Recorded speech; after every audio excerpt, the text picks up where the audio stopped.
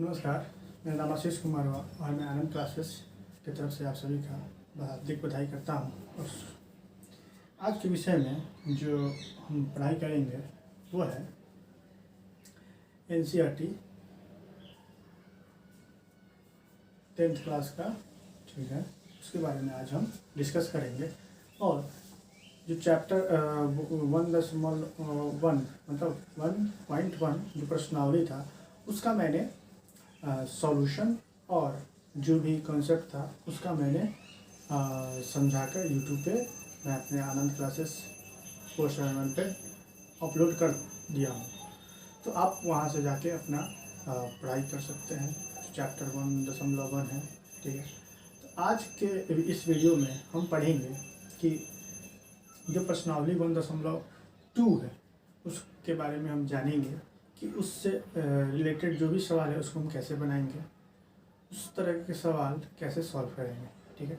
तो इस टॉपिक में जो हमें पढ़ना है वो हमें ये पढ़ना है कि किसी भी संख्या का अभाज्य गुणनखंड कैसे निकालते हैं, उसका HCF कैसे निकालते हैं, उसका LCM कैसे निकालते हैं, ठीक है। अगर दो संख्या दिया हुआ या दो से अधिक संख्या दिया हुआ है उसका LCM या HCF कैसे निकालेंगे, ठीक है। और इसी से रिलेटेड जो भी सवाल है वो बनाएंगे, ठीक है। और इस आज के नेक्स्ट वीडियो में आपको पढ़ने को मिलेगा कि कोई भी संख्या है उसको अपरिमेय संख्या कैसे सिद्ध करते हैं, उसको अपरिमेय संख्या कैसे सिद्ध करते हैं। अपरिमेय संख्या का मतलब होता है कि हम वो संख्या जिसको P/Q के रूप में नहीं लिख सकते हैं। और जो अपरिमेय संख्या आपको हमेशा मैक्सिमम टाइम आपको रूट के अंदर मतलब लिखा हुआ मिलेगा, ठीक है। तो जो कि मैं हर एक क्वेश्चन आपको सॉल्व करके बताऊंगा और समझाऊंगा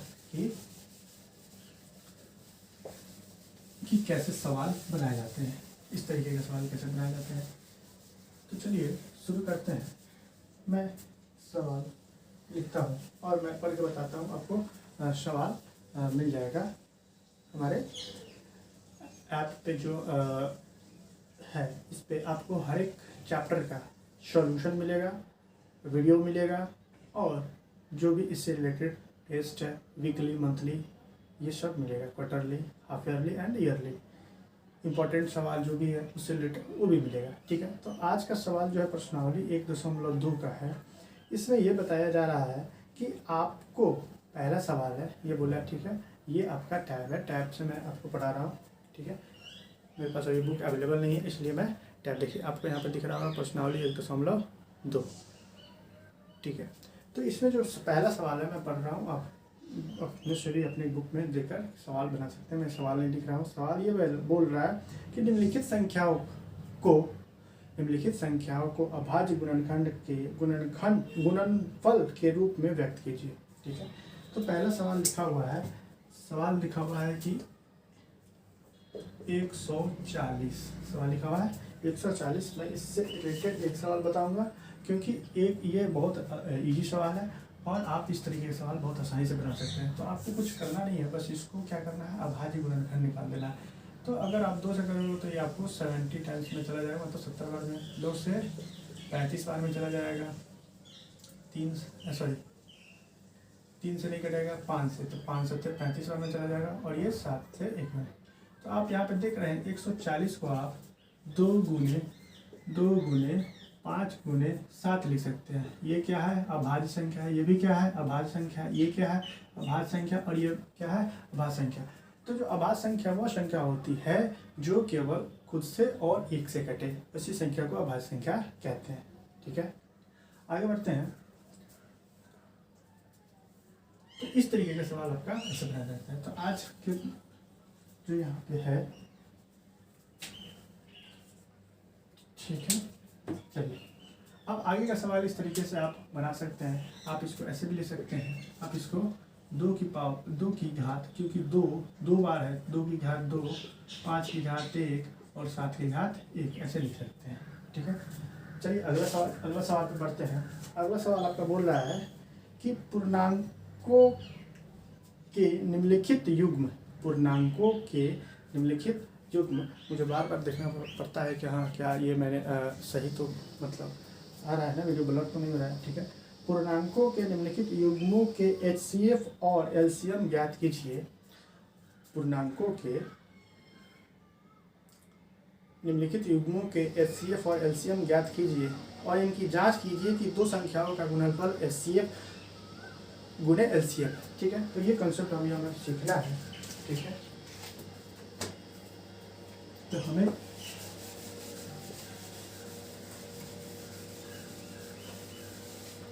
दूसरा सवाल जो है आपका, वो बोल रहा है आपको दो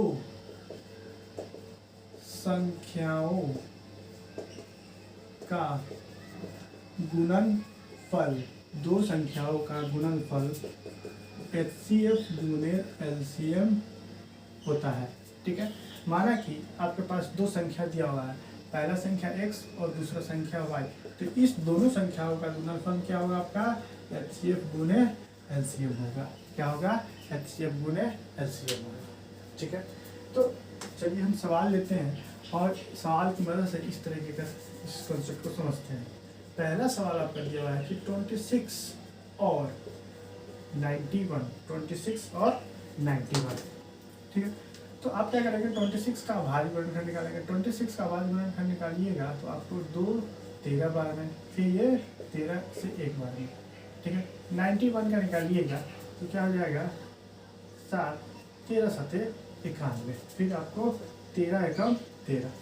तो 26 का जब आप निकालिएगा तो आप लिखिएगा 2 गुणे 13। 91 का लिखिएगा तो क्या लिखिएगा, 7 गुणे 13। ठीक है, तो आप यहाँ से HCF निकालना हो तो HCF क्या कहता है हमारा, कि हमारा जो कॉमन संख्या है, जो हमारा कॉमन संख्या है इसमें वो देगा आपको HCF देगा। जो कॉमन संख्या है वो है 13 और LCM जो आपका देगा वो क्या देगा, इस दोनों में से एक लेना है, एक लेना है गुणे 7 गुणे 2। मतलब आप ऐसे लिख सकते हैं, पहले छोटी संख्या, फिर इससे बढ़ती संख्या, फिर इससे बढ़ती संख्या। तो 7 दूनी कितना हो गया, 14 मल्टीप्लाइड बाई 13, 14 मल्टीप्लाइड बाई 13। तो 14 मल्टीप्लाइड बाई 13 आप निकालिएगा तो कितना हो जाएगा, 14 3 42 हो जाएगा, 14 एकम 14 हो जाएगा, 182 हो जाएगा। तो आपका LCM कितना हो गया, 182। तो हम यहाँ पे लिख लेते हैं, आपका HCF आया इस दोनों का, ये आपका फॉर्मूला है, ये आपका HCF आया 13 और आपका LCM आया 182। LCM आ गया आपका 182। अब देखिएगा क्या होगा। ठीक है, अब दो संख्या दिया हुआ है, दो संख्याओं का गुणनफल HCF गुणे HCF के बराबर है क्या। आप यहाँ पे देखिए 91 गुणे 26। ठीक है, 91 गुणे 26, ये दोनों संख्या, ये पहली संख्या, ये दूसरी संख्या। ठीक है, तो हम इसको N1 लिख रहे हैं, इसको N2 से लिख रहे हैं, तो N1 गुणे N2 ऐसे लिखा जा रहा है। ठीक है, अब यहाँ पे देख सकते हैं कि जो रूल है, according to rule N1 multiplied by N2 क्या दे रहा है हमारा, HCF गुणे LCM। ठीक है, अब N1 कितना है 26, HCF N2 कितना है आपका, N2 है 91। तो 91 और 26 को जब आप गुणे करेंगे, 6 एकम 6, 6 नवा 54, 2 एकम 2, 2 नवा 18, तो 6 6 8 5 13, हाथ में 1 1 1 2, 2366 हो गया। कितना हो गया, 2366। ठीक है, अब ये देखते हैं HCF गुणे LCM के बराबर आता है कि नहीं। ठीक है, तो 182 गुणे 3, 3 दूनी 6, 3 अठे 24। सर कुछ गड़बड़ किए हैं क्या, सॉरी फॉर दैट डिस्टर्बेंस। 3 दूनी 6, 3 अठे 24 के 4, हाथ में 2, 3 एकम 3 2 5, फिर 1 से 2 एकम 2 8 और 1, कितना हो गया 6 6 8 5 13 1 1 2। देखिए, तो हमने जब इस दोनों संख्या को गुना किया तो मेरा आया 2366, और जब HCF और LCM को गुना किया, HCF है मेरा 13 और LCM है 182, HCF है 13 और LCM 182, जब इस दोनों को गुना किया तो वो भी कितना आया 2386। अगर हम इसको LHS मानते हैं और इसको RHS मानते हैं तो हम यहाँ पर लिख सकते हैं कि LHS is equal to RHS। ठीक है, LHS का मतलब होता है लेफ्ट हैंड साइड और RHS का मतलब होता है राइट हैंड साइड। ठीक है, तो LHS और RHS इस तरीके से हम इस तरीके के सवाल बना सकते हैं। ठीक है, चलिए आगे के सवाल पे बढ़ते हैं। आगे आपका जो सवाल कह रहा है, इस तरीके का सवाल आप इस तरीके से बना सकते हैं। तीसरा सवाल कह रहा है कि अभाज्य गुणनखंड विधि द्वारा संख्याओं का HCF और LCM निकालें। ठीक है, अभाज्य गुणनखंड विधि द्वारा संख्याओं का HCF और LCM निकालें। देखिए इस चैप्टर में ज़्यादा कोई विशेष नहीं है, बस मैं आपको कंसेप्ट बताता जाता हूँ, आप पढ़ते जाएंगे, आपका सवाल बनता जाएगा। तीसरा सवाल कह रहा है, मैं पानी पी लो।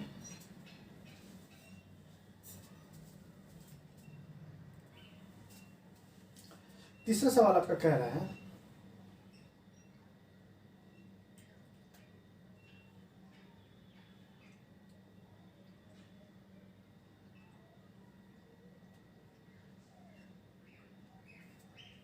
ठीक है, तीसरा सवाल आपका कह रहा है अभाज्य गुणनखंड विधि द्वारा निम्नलिखित पूर्णांकों के HCF और LCM ज्ञात कीजिए। अभाज्य गुणनखंड विधि द्वारा निम्नलिखित पूर्णांकों का HCF और LCM निकालें। ठीक है, तो आप यहाँ पे देख सकते हैं, हमें अभाज्य गुणनखंड दिया हुआ है, जो संख्या दिया हुआ है वो दिया हुआ है 12, 15, 15 और 21, 12, 15 और 21। ठीक है, तो आपको इसको अभाज्य गुणनखंड विधि द्वारा निकालना है, तो इसको आप ऐसे करिए, यहाँ पे आप लिखिए 12, यहाँ पे लिखिए 15 और यहाँ पे लिखिए 21। आपको पता है 2 छक 12, 2 तिहाई 6, 3 एकम 3, तो आप 12 को क्या लिख सकते हैं 2 गुना 2 गुना 3 गुना 1, 2 गुना 2 गुना 3 गुना 1। ठीक है, 15 को क्या लिख सकते हैं 3 पचे 15, 5 एकम 5, तो 3 गुने 5 एकम 5। अब 21 को क्या लिख सकते हैं 3 सत्ते 21, 7 एकम 7। ठीक है, तो हम 21 को लिख सकते हैं 3 गुना 7 गुना 1। ठीक है, अब HCF निकालने के लिए यहाँ पे आप देख सकते हैं जो कॉमन है, HCF निकालने के लिए जो यहाँ पे आपका कॉमन है, इसमें 2 है पर इसमें 2 नहीं है, इसमें 2 नहीं है, इसमें 3 है, इसमें भी 3 है, इसमें भी 3 है, तो हम जो HCF होगा वो आपका ये होगा, और यहाँ पे 1 कॉमन है तो 3 मल्टीप्लाइड बाई 1 मतलब 3 आ जाएगा, तो HCF जो आया वो आपका 3 आया, और LCM जो हुआ आपका देखिए यहाँ से 2 है, यहाँ से 2 है, इस तीनों में का एक कॉमन लेंगे, फिर यहाँ से 5 आएगा, फिर यहाँ से 7 आएगा, तो 2 दूना 4, 4 तेईस 12, 12 पचे 60, 60 और 60 को 7 से मतलब 7 से मल्टीप्लाई करिएगा तो आपका 420 आएगा। तो ये आपका उत्तर हो गया। तो इस तरीके से हम अभाज्य गुणनखंड विधि द्वारा हम HCF और LCM निकाल सकते हैं। ठीक है, तो आगे के सवाल की तरफ बढ़ते हैं। चौथा सवाल जो है आपका दिया हुआ है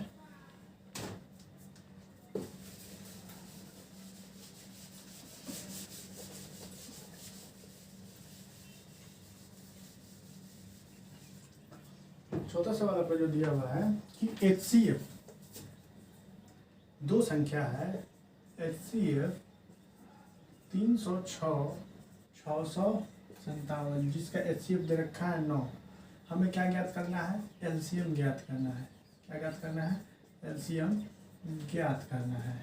ठीक है, अब हमें पता है कि 2 संख्याओं का गुणनफल HCF गुणे LCM होता है, 2 संख्याओं का गुणनफल HCF गुणे LCM होता है। ठीक है, तो हमें पहली संख्या ये N1 दिया है और दूसरी संख्या N2 दिया है। N1 = 306, N2 = 657। ठीक है, तो according to question N1 multiplied by N2 = HCF गुणे LCM। N1 दिया है 306, N2 दिया हुआ है 657 = HCF। देखिए वहाँ पे दिया हुआ है सवाल में 9, हमें निकालना है एलसीएम, हमें निकालना है एलसीएम। तो हम ये जो समीकरण है इसको हम सजा के लेंगे। हम लिखिए इसको एलसीएम इक्वल टू 306 गुने 657, एलसीएम इक्वल टू 306 गुने 657 भागा, यहाँ इसके साथ गुना में है, जब इसको नीचे ले जाएंगे तो भाग में हो जाएगा। तो आप सीधे काट सकते हैं 9 657, 9 सते 63, 2 ये आएगा आपका 7, 9 तिरका 27, ये कट गया आपका। तो यहाँ से आप कितने बार में काट सकते हैं? 73 बार में। ठीक है, आपका बच गया ऊपर 306 गुने 73। जब 306 में आप 73 से गुना करिएगा तो 3 छक 18 आएगा, 3 तिहाई 9, 7 छक 42 आएगा, 7 तिरका 21 आएगा। तो 8 3 9 4 13, 1 2 2, आपका आंसर जो आएगा 22 3 3 8 ही आपका उत्तर आएगा।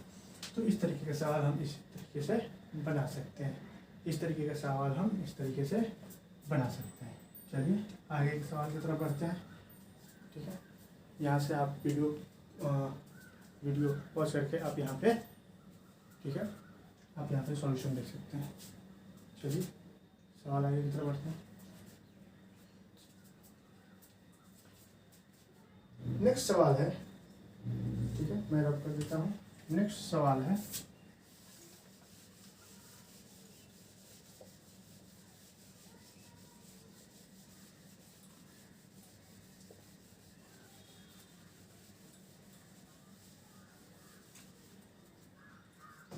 नेक्स्ट सवाल जो आपका है क्या हुआ है, ठीक है, जांच कीजिए कि किसी प्राकृत संख्या n, जांच कीजिए कि किसी प्राकृत संख्या n के लिए संख्या 6 की घात n अंक 0 पर समाप्त हो सकता है, कभी हो सकता है। ठीक है, देखिए इस तरीके के सवाल कैसे बनाते हैं हम। 5 नंबर सवाल आपका है 6 की घात n, ठीक है, 6 की घात n का मान आप 0 1 2 3 4 5 6 जो रखना है आप रखिए। अगर आप 6 की पावर 1 रखते हैं, सॉरी 0 रखते हैं तो कितना आ जाएगा? n 0 है तो 6 की पावर 0 1 आएगा, n 1 है तो 6 की पावर 1 6 आएगा, n 2 है तो 6 की पावर 2 कितना आएगा? 36 आएगा, n 3 है 6 की पावर 3 कितना आएगा? 36 में 6 से गुनेंगे 6 हाथ में 3 6 18 3 21। मतलब आप जब भी इस 6 की पावर 6 की घात n की मान 0 1 2 3 4 -5 6 7 8 9 10 कुछ भी रखिएगा, आपको हमेशा जो संख्या है वो यहाँ जो इकाई वाली संख्या है, ये कभी भी आपको 0 नहीं मिलेगा। इकाई वाली संख्या 0 कब मिलता है? इकाई वाली संख्या 0 वो उसी समय मिलता है अगर आप इस 6 का अभाज्य गुणनखंड निकालेंगे तो 6 का अभाज्य गुणनखंड ये निकलेगा। ठीक है, ठीक है, तो 3 गुना 6 की घात n। अब आपको अभाज्य गुणनखंड जो 0 से अंत हो उसके लिए आपको क्या चाहिए? ये चाहिए, उसके लिए आपको ये चाहिए। तो ये आपको यहाँ पे नहीं मिल रहा है। यहाँ पे 3 गुना 6 करिएगा तो 6 का स्क्वायर 1 6 के घात 2 6 की घात 3 6 की घात 4, ये संख्या आप करिएगा तो आप 10 की घात 1, मान लीजिए ये दोनों हो गया 10 की घात n, तो 10 की घात 0 लीजिएगा तो 1 होगा, 10 की घात 1 लीजिएगा तो 10 होगा, 10 की घात 2 लीजिएगा तो 10 100 होगा, 10 की घात 3 लीजिएगा तो आपका 3 होगा। तो आपके 2 का 2 तो ठीक है, 3 की जगह पर अगर आपका 5 होता तब ये जो संख्या है ये आपका 0 से अंत होता है। लेकिन ये संख्या यहाँ पर 3 है 5 की जगह पे, इसलिए यह संख्या क्या होगा? 0 से 0 नहीं होगा, 0 से 0 कभी नहीं होगा। ठीक है, तो इस तरीके का सवाल आप इस तरीके से बना सकते हैं। आगे का सवाल है, आगे का आपका सवाल जो दिया है, ठीक है, आशा करता हूँ आप लोगों को समझ में आ रहा होगा। तो ये मैं कहने का मतलब है कि ये संख्या कभी भी 0 पे, इकाई अंक पे जो भी इसका घात आप लीजिए इकाई अंक पे 0 कभी नहीं आएगा, लेकिन यहाँ पे आपका इकाई अंक पे 0 आ जाएगा। समझ में आ रहा है? आप सभी को समझ में आ रहा है? चलिए आगे बढ़ते हैं। आगे के सवाल है, व्याख्या कीजिए, व्याख्या कीजिए, व्याख्या कीजिए कि, मैं सवाल लिखता हूँ,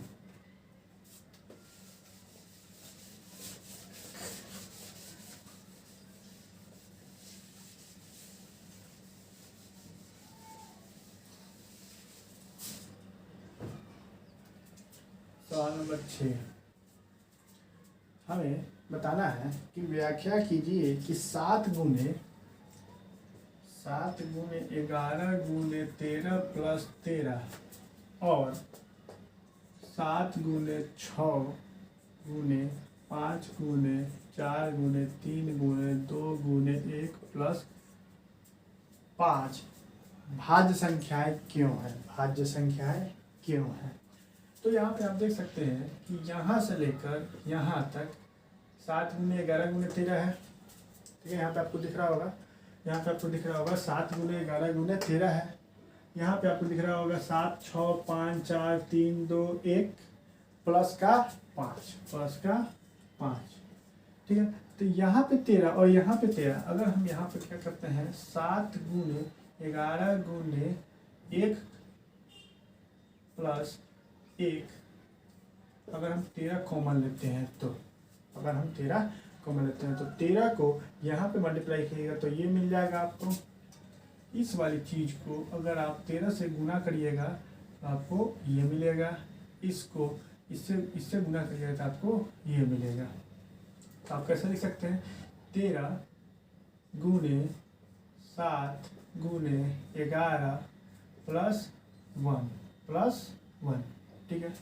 यहाँ पे आप लिख सकते हैं 7, देखिए यहाँ पे प्लस में 5 दिया है तो हम 5 को कॉमन ले लेंगे, 6 गुने 4 गुने 3 गुने 2 गुने 1 प्लस 1 का 5, ठीक है। तो यहाँ पे आप देख सकते हैं 13 गुने 11 सते 77 अब प्लस 1 कितना हो गया 13 गुने 78। तो यहाँ पे देख सकते हैं 13 छक 78। यहाँ पे आप देख सकते हैं 7 छक 42 यहाँ पे करते हैं 2 तिहाई 6 चौका 24 में 42 से गुना करना है। 42 देखिए 6 7 42 है तो 42 हो गया, 2 तिहाई 6 चौका 24 से गुना कर देना। 4 दूना 8 4 चौका 16, 2 दूना 4 2 चौका 8, कितना हो गया 8 6 4 10 8 9 1 10, 1008 आपका हो गया। ये 1008 प्लस 1 मल्टीप्लाइड बाई 5, ये कितना हो गया 1009 मल्टीप्लाइड बाई 5। अब 1009 का अगर आप अभाज्य गुणनखंड निकालिएगा, 1009 का अभाज्य गुणनखंड निकालिएगा तो ठीक है। तो आप यहाँ पे देख सकते हैं कि जब इसको हमने क्या किया, यहाँ से 13 कॉमन लिया, 13 से सब कॉमन लिया तो यहाँ पे ये ऐसा बना 13 गुने 7 गुने 11 प्लस 1, 13 11 से 77 प्लस 1 78, 13 छक 78 होता है तो 13। तो हम यहाँ पे देख सकते हैं कि यहाँ पे क्या है 6 और 13 क्या है गुणनखंड है। 6 और 13 क्या है यहाँ पे आपको दिख रहा होगा 6 और 13 यहाँ पे गुणनखंड है, 6 और 13 यहाँ पे क्या है गुणनखंड है। और यहाँ पे देख सकते हैं आप कि 5 और 1008 प्लस 1 1009, ये क्या है इसके आगे कोई गुणनखंड नहीं है, इसके आगे कोई गुणनखंड नहीं है, इसीलिए दिया गया समीकरण गुणनखंड 5 और 1009 गुणनखंड है, 5 और 1009 गुणनखंड है, इसलिए यह एक समग्र संख्या है। समग्र संख्या का मतलब होता है वैसी संख्या जिसका 1 से ज़्यादा 2 से ज़्यादा गुणनखंड हो, जिससे 2 से ज़्यादा गुणनखंड होता है। यहाँ पे आपको दिख रहा होगा इसका 2 से ज़्यादा गुणनखंड है, यहाँ पे भी आपको दिख रहा होगा 2 से ज़्यादा गुणनखंड है, ठीक है। चलिए अब आगे का सवाल जो है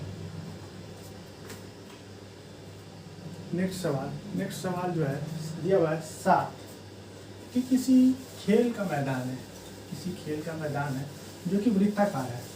जैसे मान लीजिए मैं हूँ और आप हैं, मैं तेज दौड़ रहा हूँ, आप धीरे धीरे दौड़ रहे हो, तो मैं एक राउंड कितना जल्दी जल्दी लगा लूँगा और आप धीरे धीरे लगा लोगे।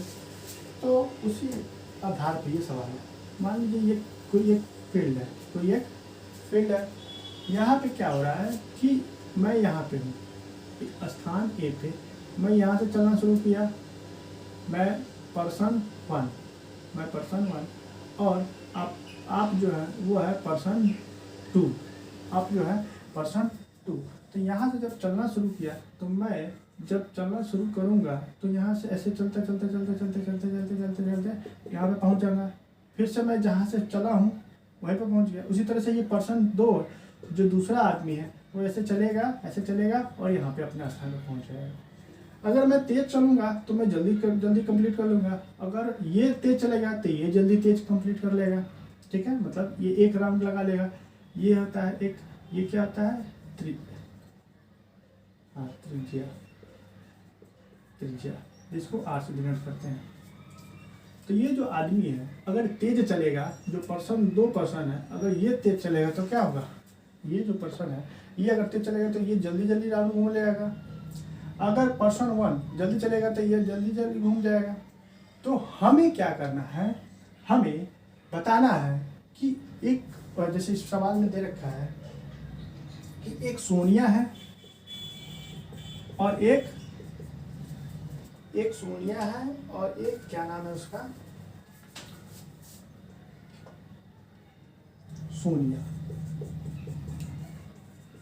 सोनिया को एक चक्कर लगाने में 18 मिनट समय लगता है, और जबकि इसी मैदान को चक्कर लगाने का रवि कोई दूसरा लड़का है, उसको लगाने में 12 मिनट का समय लगता है।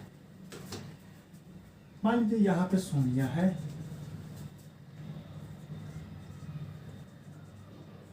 ये सोनिया है और ये रवि है। सोनिया इधर से गई और इसको एक चक्कर लगाने में कितना समय लग गया, 18 मिनट लग गया। इसका मतलब सोनिया धीरे धीरे चल रही है। ठीक है, इसका मतलब सोनिया आपको धीरे धीरे चल रही है।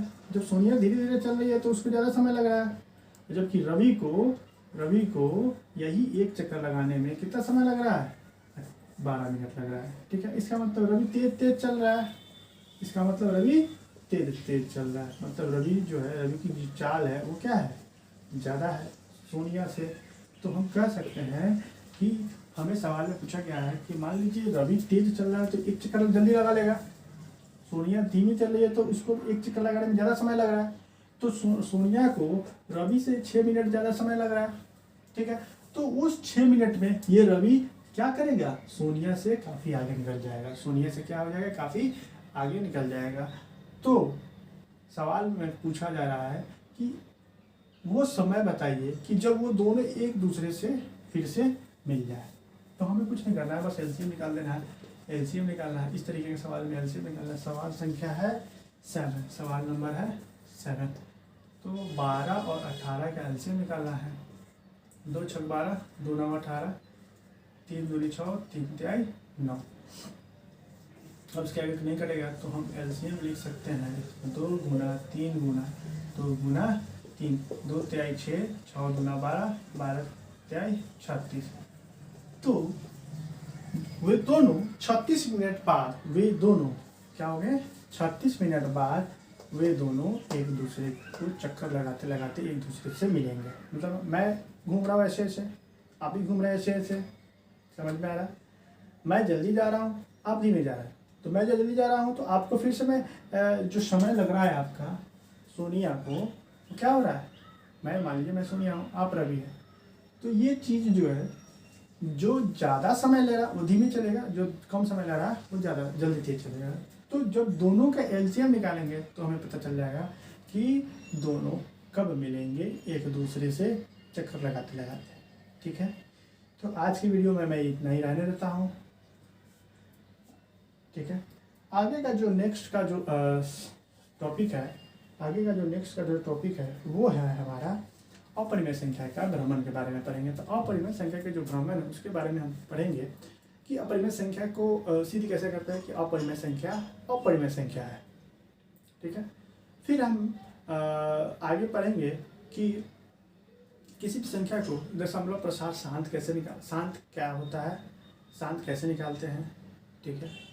तो इस तरीके के सवाल हम आगे नेक्स्ट वीडियो में डिस्कस करेंगे। चलिए आज के लिए इतने ही रहने देते हैं। धन्यवाद, शुक्रिया। और एक बात और, हमारा जो यूट्यूब चैनल है आनंद क्लासेस 471, आनंद क्लासेस 471, प्लीज़ उसको लाइक करें, सब्सक्राइब करें और शेयर ज़रूर करें। क्या है कि ये यूट्यूब पे जो भी माध्यम है, इस माध्यम से मैं आप सभी को पढ़ा रहा हूँ, तो ये माध्यम वो हर एक बच्चा के पास पहुँचना चाहिए जिसके पास ज़रूरी है, जिसको ज़रूरी है, ठीक है। इसलिए आप लोग से विनती है कि इस तरीके का जो वीडियो है, जो फ्री का वीडियो है, वो आप उस बच्चे तक ज़रूर पहुँचाएँ जो बच्चे इससे पढ़ के अपने डाउट क्लियर कर सकते हैं। तो ठीक है, चलिए आज के लिए इतना ही रहने देते हैं। शुक्रिया, धन्यवाद। लाइक जरूर करें, कमेंट और शेयर जरूर करें। धन्यवाद।